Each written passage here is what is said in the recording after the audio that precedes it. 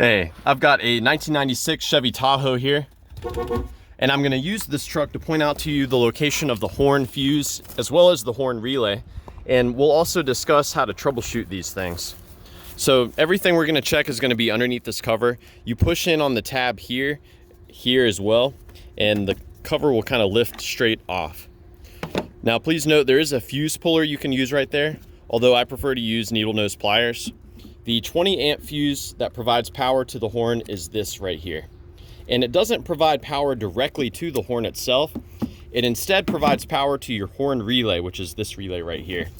Now, one of my favorite ways of troubleshooting this relay is to have someone hold the horn down while I tap on the relay. Sometimes the relay will get stuck and tapping on it will free it up. I'll go ahead and pull this out.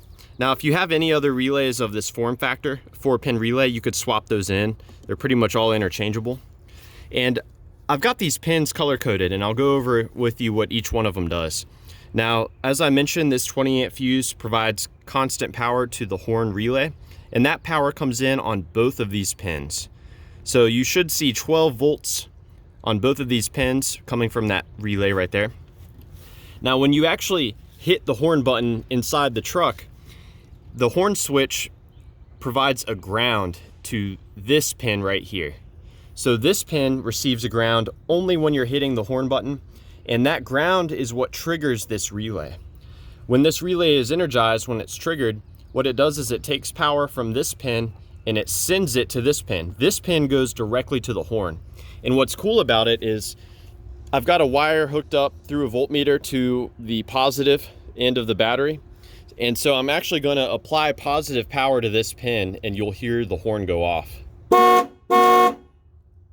So this is a great way of testing to see if the horn itself works, if the wiring is intact.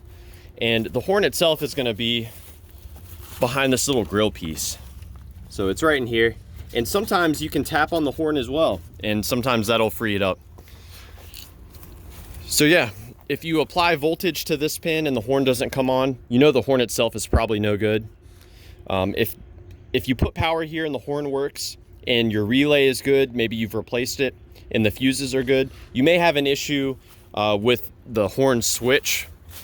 And there is a wire that goes to that horn switch. It's a black wire. And what some people do is they'll take that black wire and they'll run their own switch. They'll put a switch on the dash somewhere for the horn. So yeah, I hope this info was helpful for you guys. Please be sure to let me know if you have any questions, or more importantly, if you have any advice for troubleshooting the horn on your Tahoe.